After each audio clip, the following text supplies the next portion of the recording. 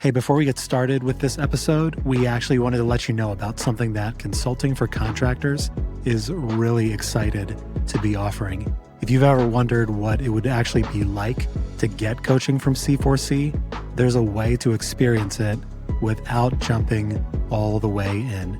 They're offering something called a taste of coaching. This is where you can get real exposure to how they think, how they diagnose problems, and how they help contractors just like you grow their businesses.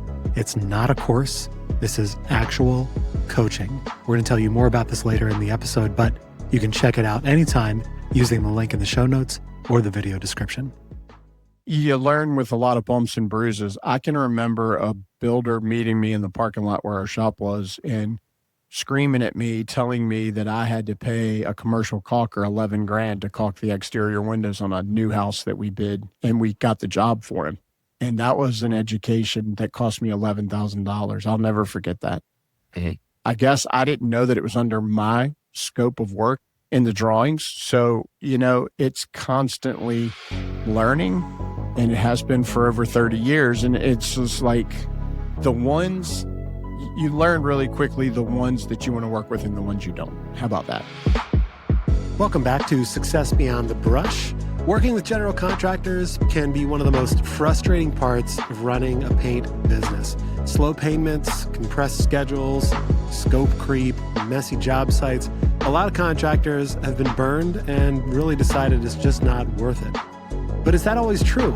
In this episode, SCOTT LOLLAR talks with C4C coach and HJ Holtz Son owner Rick Holtz about how painting contractors can build profitable relationships with the right general contractors, protecting their scope, managing their expectations, and avoid financing someone else's project. Let's jump into this insightful conversation between Rick and Scott. Welcome back to another episode of Success Beyond the Brush. My name is SCOTT LOLLAR, founder of C4C, and we're here with C4C coach and owner of Holtz Son, Rick Holtz. Welcome, Rick. Thank you, Scott. It's a pleasure to be here with you today. Yeah, we have a great conversation. I want to talk today a little bit about general contractors. People, including myself at times, sort of label general contractors as evil people. Don't work with them. They are out to ruin your business. They'll slow pay you. They'll scope creep you, everything under the sun. And yet I know that it's not actually a true statement. It's really a biased statement. I know that you do a significant amount of your work with general contractors. Is that correct?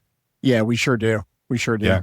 Yeah, So, I mean, my dad was the same way. When I got into this business with my dad and I said, for us to grow, I'd really like to approach some general contractors. And he was like, okay.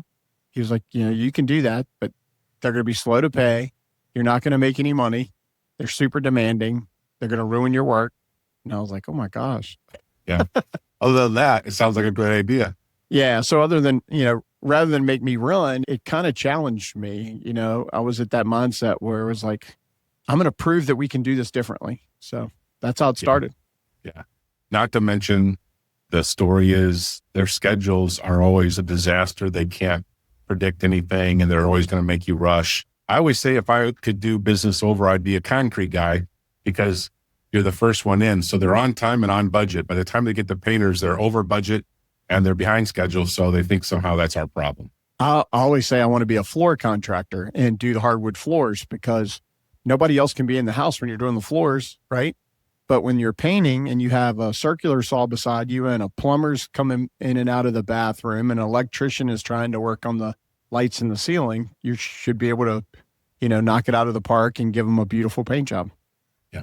So the first question, which we've already kind of answered is, can you build a profitable segment of your business with general contractors? And I think the answer is yes, you can.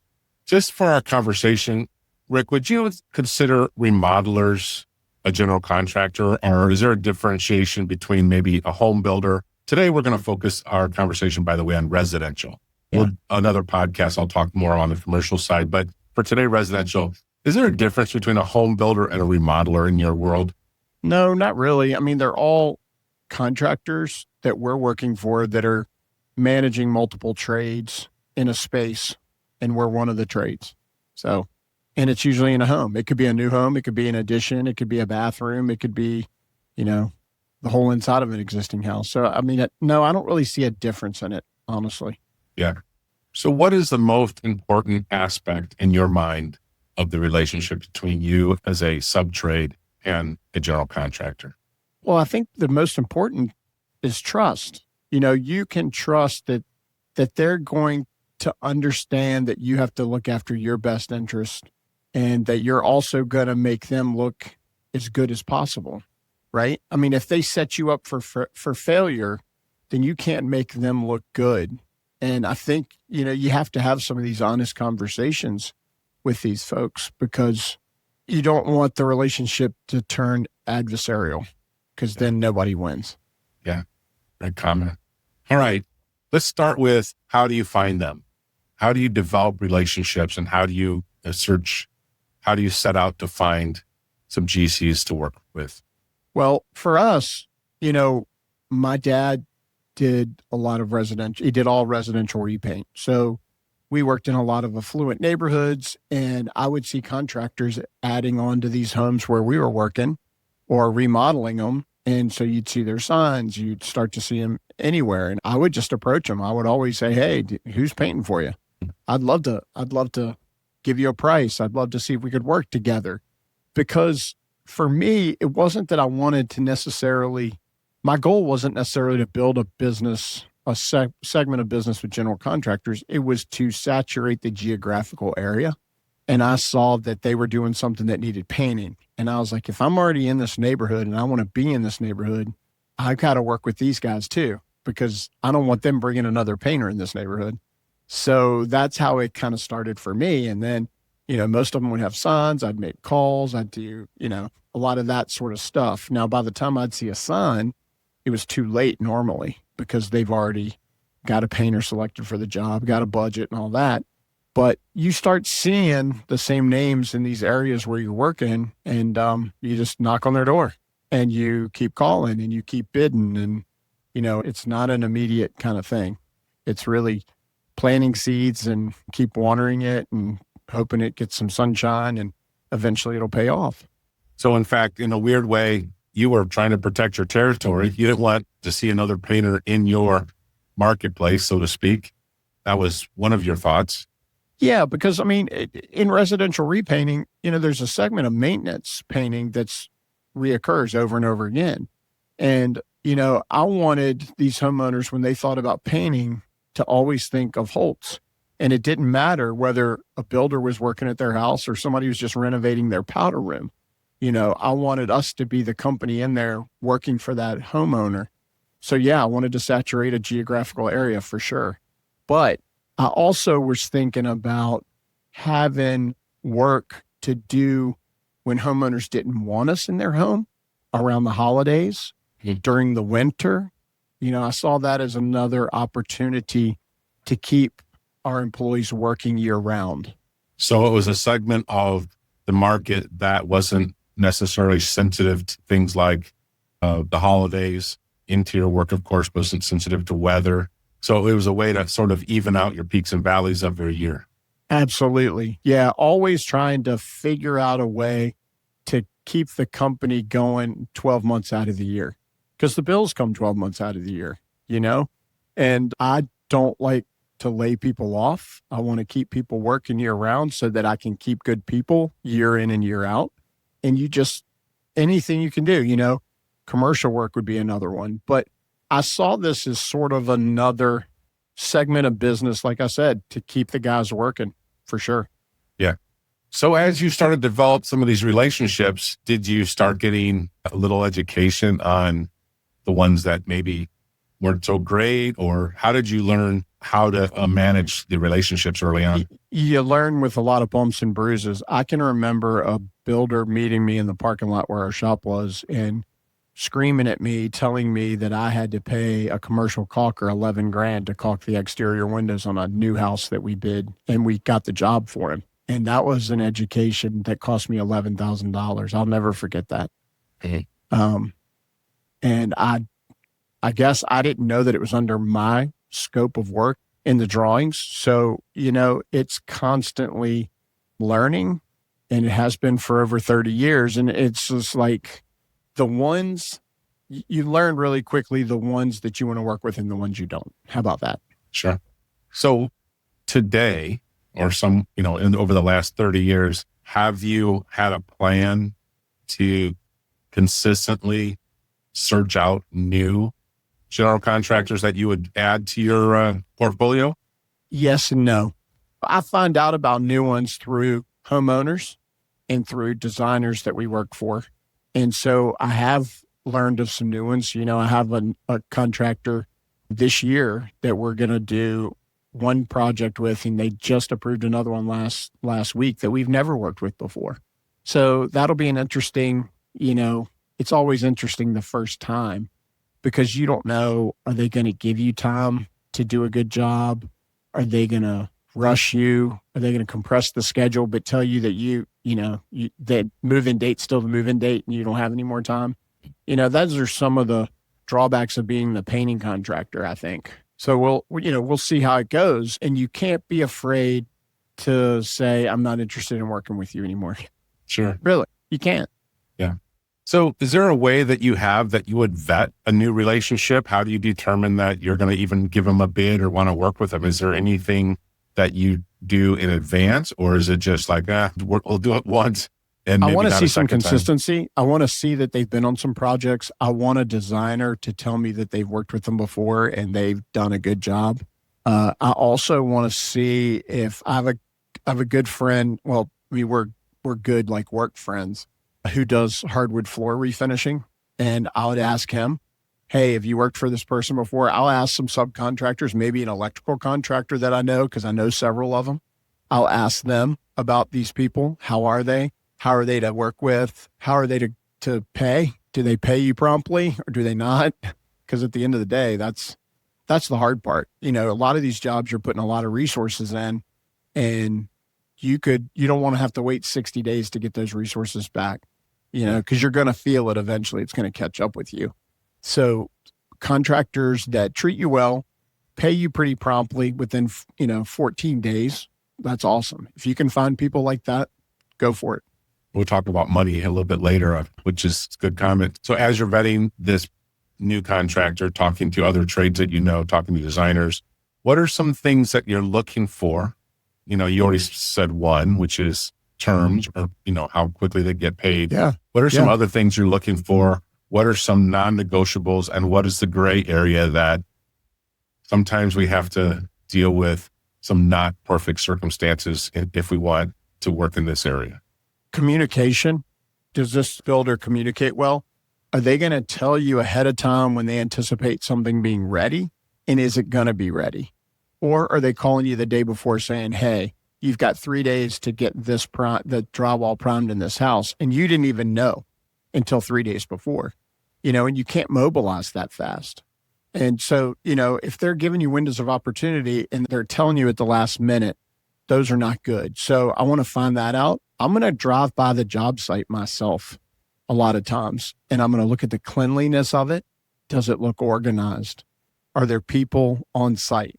Does the site guy know what's going on? All those sorts of things I think are really important and say a lot about a contractor. Do they take pride in what they do? If the job site's disorganized and it's a wreck and you're already seeing trades stacked on top of each other, and there just doesn't seem to be a lot of respect for the job site, then probably not. I worked for a builder 2 years ago on a really large project, very high-end builder. And you go up to the front door where all the tradesmen are going in, and there's a list of rules in English and Spanish. What's expected of you when you're working on that job site? And I thought that was awesome. That's somebody that cares. That's somebody that's thinking about everyone else on the job, because at the end of the day, they want the whole project to end up being really nice, something that everybody's proud of. Yeah. You brought up a good point that you'll stop by. I always used to do that because I knew the project was going. I knew the job was coming. And I also know that sometimes communication is poor. So I would make it my responsibility to kind of just spot check or have someone stop by. Could you see if the drywall's up? How are the tapers doing? These types of things. So that in a way, I'm managing project as far as it's for me, because I know what's going to happen. Like you said, they're going to call and say, shoot, I forgot to call you, but we need you tomorrow. And so I'd always, make sure I was on top of it. And the other thing we would do is we wouldn't necessarily believe all the time they were telling us the truth. Like, yep, the drywall's totally done. It's sanded and it's swept out. And you're like, yeah, I don't believe you. Right. So, they say, I need 10 guys tomorrow. And you're like, so I wouldn't send anybody. And of course it makes them mad, but I would go and inevitably they're not ready. And so I would have a conversation that says, going back to your respect, we're here to make money and make you look good, but both are critical. Absolutely. Yeah. What's the goal? The goal is to turn out a wonderful project, right? Yeah. So let's figure out how we can work together, do this dance together so that it turns out beautifully. There's no benefit for making it harder than it needs to be. Yeah. You don't want to show up to go prime drywall and the drywall guy hasn't vacuumed anything after they sanded, And if you're going to shoot it, you're going to spray that primer. What are you going to do? You're going to spend more time vacuuming everything than you would painting it. And who's got time to do that? Right. So, it's just like those little things. You had said something about gray area. I think the biggest gray area working with contractors is touch-up. Who's responsible for touch-up? Who's responsible once an area, a wing, a surface is finished painting? It's like, how do you get them to acknowledge it?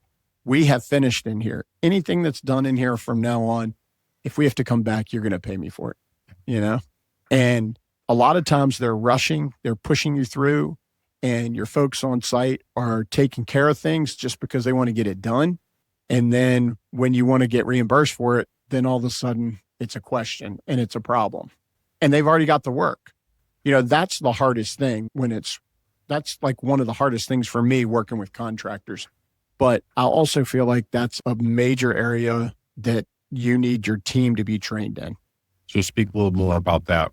How do you train them in what you were just addressing? Keep the work to the scope and don't go above and beyond the scope unless we get pricing, and then let them approve it. Don't get caught up in the momentum of a job when you're working for a general contractor, right? You've got to be aware enough to stop and say, time out. This is over and above what we priced. This is not included in the job, and we need to get pricing to you for you to approve ASAP. And it needs to be approved, because that's the other problem. Sometimes you'll have a site person say, oh, yeah, it's approved.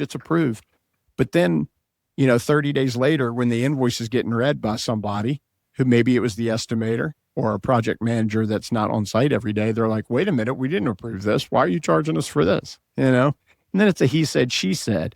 And we're all so busy and we're all trying to do the right thing. It just takes energy that's not necessary to spend on something like that. It's better to just don't get wrapped up into that momentum and that sense of urgency that they try to put us in sometimes. Yeah, exactly. And I've heard all sorts of stories of, well, that person doesn't have the authorization to even sign the change order. You're like, everybody's pointing at everybody else, right? Yeah. And you're like, well, guess what? The touch-up got done and everything looks great. And the homeowner's really happy, and now we're not getting paid. So you're welcome. Yeah. Hopefully you get a Christmas card from the owner, because we just did the touch-ups for free. And, the site people will almost offer you their firstborn just to have you keep going. And then, but when it comes down to it, they're like, oh boy, they know darn well what they did, but they're going to throw you under the bus and you're not going to get paid. You're right. Yeah. Yeah. And it's like, if we can avoid putting people in those awkward positions, let's just do it all together. Let's just do it all together. Yeah. So, that brings up another point, Scott. It's like, when you're doing these kinds of jobs, what type of employees do you want there? You're really good at the personality testing and all that. There's probably certain disc profiles that work really well with general contractor jobs versus homeowners. Because I think it's a very different type of employee that you want.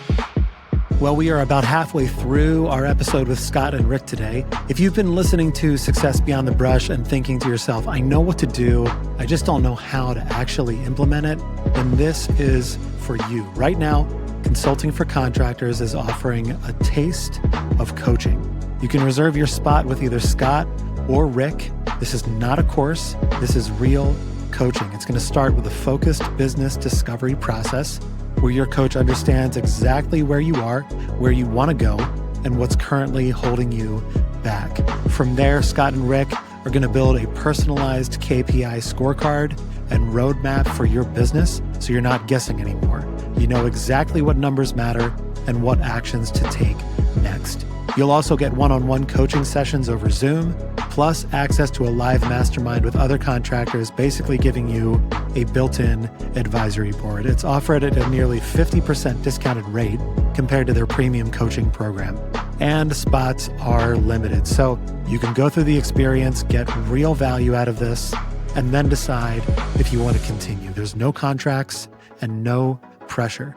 Check the link in the show notes or video description to grab your spot today. Let's jump back into the rest of this episode with Rick and Scott. Well, it's a perfect segue into what I wanted to also touch on is bidding contracts. Do you find that in these projects, you're given a really hard bid based on a print with really clear surfaces and exclusions? Or, you said you already kind of shared that you had a $11,000 lesson where you didn't catch something in the bid packet and you didn't exclude it. Like, it would have been fine if you had said exclusions, we are not caulking the windows, but you didn't do that. Yeah, because it was a painted window and it was a pre-finished stucco. And I'm like, well, if it was a painted surface on each side of the gap, I would have said, yes, we're responsible for that, but I wasn't. So yeah, you really need, I almost think I've learned over the years, it's almost more important to state what you excluded than what you included.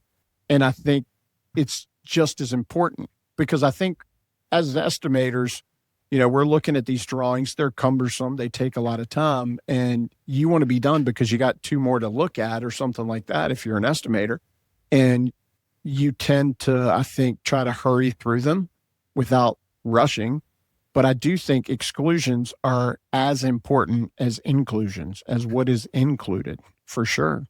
Because that's another gray area that you can really get burned. I couldn't agree with you more on that. And, there's a lot of times you'll see prints. And for those that haven't done much of this work, you're going to need to get familiar and get some training on how to read a blueprint. Yeah. But prints are often very clear. And there's a lot of prints that are kind of boilerplate. You'll see the same information on every print. It's just a boilerplate. And so I've seen so many people say things like, we're going to paint the whole house. I'm like, what? No, you cannot say that. You're painting the staircase and the built-ins and everything. That's what you're saying. You're saying anything that the contractor has determined is paintable or to be painted, you've just agreed to it. So I agree with you 100%. And even if you have things that you've assumed, like you assumed cabinets are pre-finished probably, but I still think it's important to say, here's exactly what we're painting and here's exactly what we're not painting. And I don't think you can be too specific. And that is a mistake people make because then it opens it up to, hey, Rick couldn't have given us a better example. Hey, when are you caulking the windows? You're like, I'm not caulking the windows. Well, you bid off the print and the print, blah, blah, blah. And it's in your section. It's in 0900. And so, you opened yourself up to something that you didn't have a clue would ever be in the painting scope. Yeah. The other thing that's really important is to always refer to the drawing with the date of the drawing that you're using. Because as you know, when the contractor's getting pricing together, that could be way before the project even starts or comes out of the ground. Those drawings get revised many times from the time it's bid and you've priced it till the time you show up at the job site. So there's your opportunity to reconcile what you priced and make sure there's not areas now that need to be included or areas that need to be excluded. So we're doing a job right now, stucco house. They put a big addition on this existing stucco house. We priced painting all the stucco, all the new and all the old stucco. Well, the stucco contractor, it was pre-finished. It already has the color in it, right? So that was one where we had to reconcile it and give them a deduct as opposed to an addition. So it's important to do that. I tell my estimators and my project managers, is a story.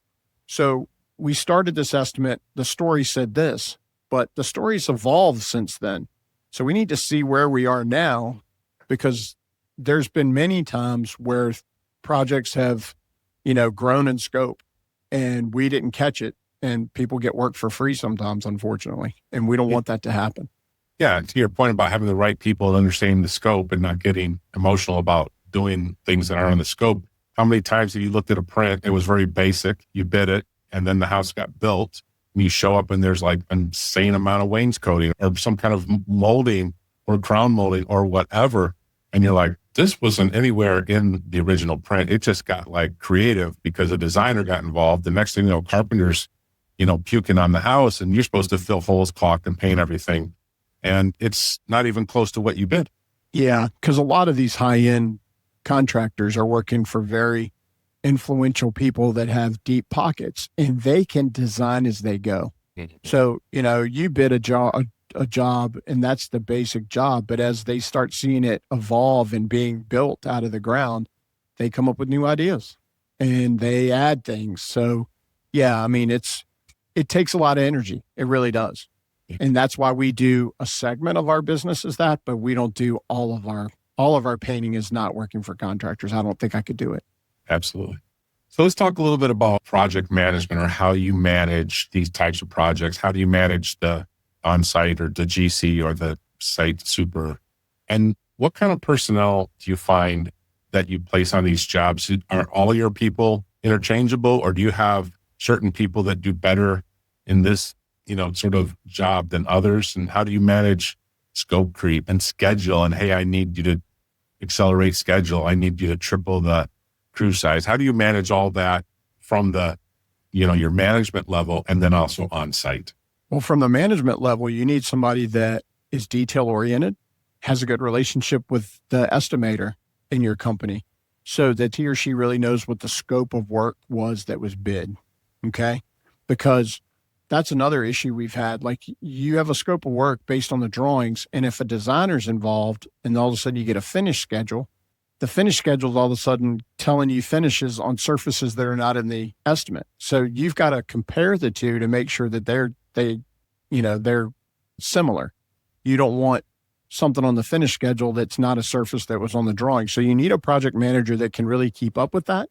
And then a project manager on the day-to-day that can really see the flow of how the work is going there with all the other trades involved, so they know whether it's a good time to load up labor to get a lot done, or to keep it at a minimum to keep plugging along. You need someone who has good intuition that can do this, right? That can kind of see how things are going, see what's coming. So, a project man, you can't have somebody that gets overwhelmed easily, and you need somebody that can see down the road and plan. I think that's critical. And then you need somebody on site who's not a pushover, but it's not going to be a bulldog either. And by pushover, you don't want somebody that's just a pleaser, that whatever that site guy for the contracting company says he's going to do, he or she's going to do. But you don't want a bulldog that's going to be so defensive and so no, that then it ruins the relationship and the contractor never wants you on site again. So there really is an art to working for people like this, as there is a different way of working with designers, as there's a different art to working with most homeowners. But homeowners are a little different because their needs are different. Yeah. And I think we talk a lot these days about soft skills, emotional intelligence, and having someone that has a little skill to deal with whoever the on-site personnel or the project manager on the GC side, because sometimes there's a lot of pressure coming down on them. And what happens is then they put pressure on you. And if you just react to that, but a little empathy there, a little bit of, hey, what's going on? There's no way we can, meet that schedule, or we need some time. And handling those conversations carefully can really help diffuse some problems. Yeah. Yeah. And the other thing is, it takes a certain kind of person that can be at a project, because some of these projects can last months. A person that can handle being at one place for months, because a lot of painters love the fact that they can move around from one job site to the next, day in and day out, week in and week out. So you need somebody that's not going to get bored, somebody that can really look at a bigger project and break it up into little pieces and feel that sense of accomplishment, getting those little pieces done towards the big goal. Because if not, you get somebody that after a while becomes disenchanted, disinterested, and then you're going to start losing money on the job because they're not staying engaged, and they don't keep the people that are working with them engaged. And you really have got to kind of keep a decent work pace up in this environment to stay on schedule and to make money, because it's, you're already making a lower margin than you would on a repaint job, and you have less control. So you've got a few things stacked against you. So you want to put the best people on the projects that you can. How do you handle schedule acceleration, or, you needed a month and they're giving you 2 weeks? How do you manage unrealistic schedules or deadlines?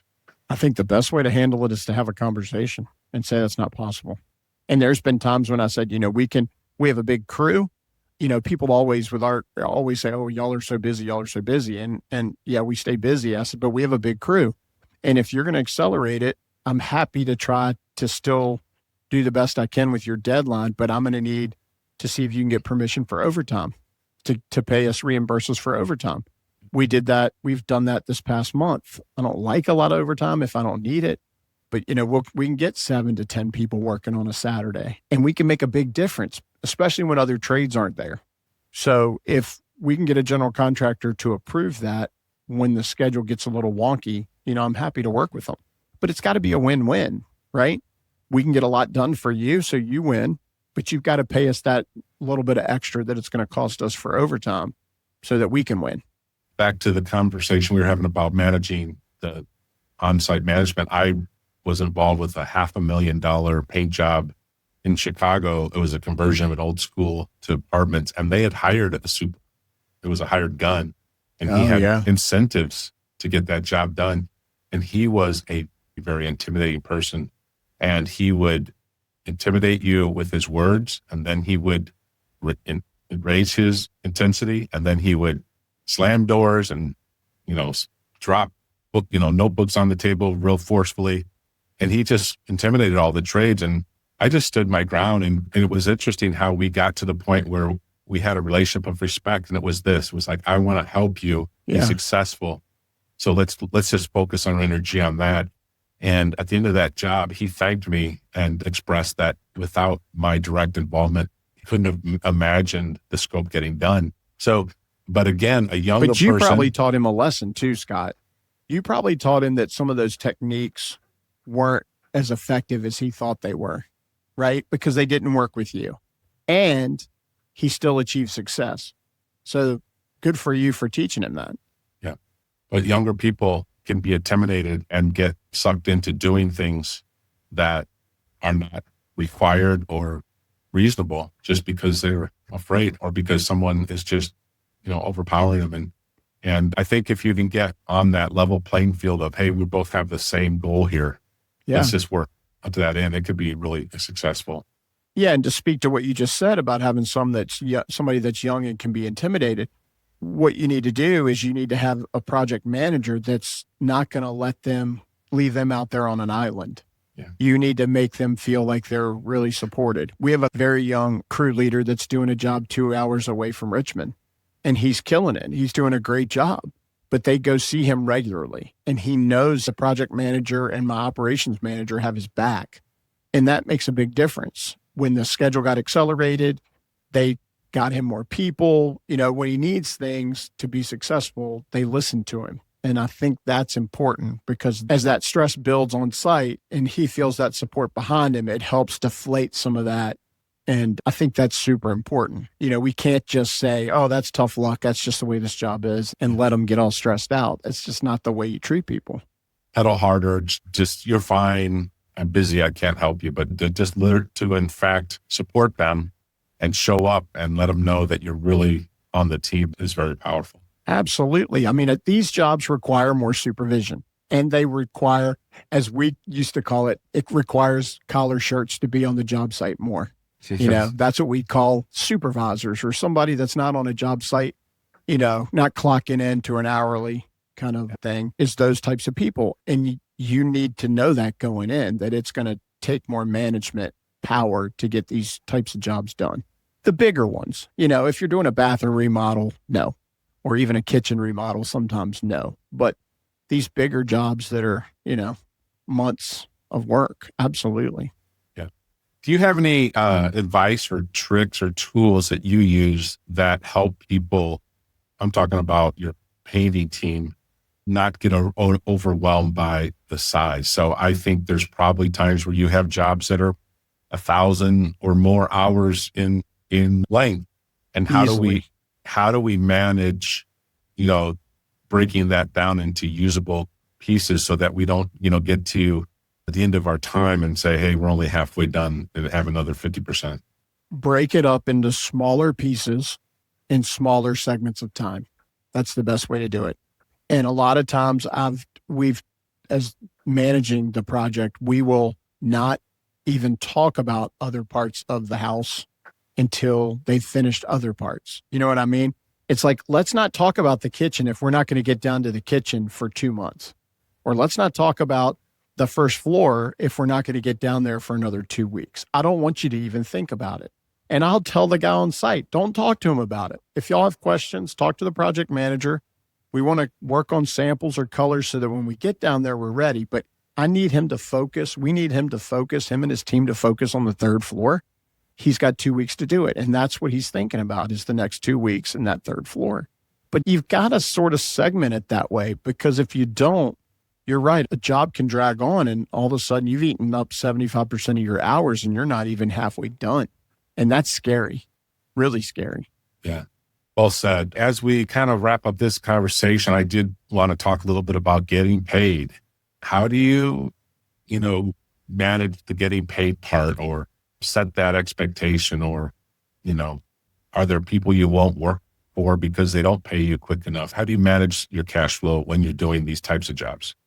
You've got to have a good mixture of work. Luckily, our company is of a big enough size that we have other crews going on that are creating good cash flow, good positive cash flow. But if all you're doing is this kind of work, it's tough. You're always going to get paid 30 days behind the time you spent it. You're always going to be behind, and you need a credit line so you can borrow money and then pay it back when you finally get paid. You can play that game. I mean, I've tried all of those things. I think it's important, like you said earlier, about vetting a contractor. Talk to some subcontractors. Ride by there. If you see trucks of electricians and trucks of plumbing companies, call them and ask them, hey, I see you're working for so-and-so. How is it hard for you to get your money? Do you have to chase it down? Do they call you to tell you they have a check for you? Or do you have to call them 6 times to say, hey, when am I going to get paid?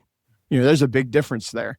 And the ones that call you to say, hey, I've got your check ready, those are the people you want to work for. Yeah. And they do exist, and they're out there because they understand the game. They understand that they're only as good as the subcontractors that work for them, and they treat them with respect and they treat them well.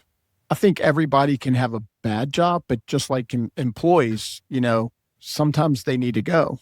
And a contractor's the same way. I mean, if they treat you poorly 2 times in a row, I don't think I'd give them another chance. What's the point? Sure. I also want to encourage people to have an open conversation with whoever they're working with about the terms. It's, at the time of the bid, right? When you bid it. Absolutely. Yeah, why spend all this time bidding a job and then getting it only to find out that they don't pay you for 60 days? Yeah. And I think that there's two different thoughts here that sometimes people have. One is that somehow, if you were successful, that you would have all this money to fund their construction costs.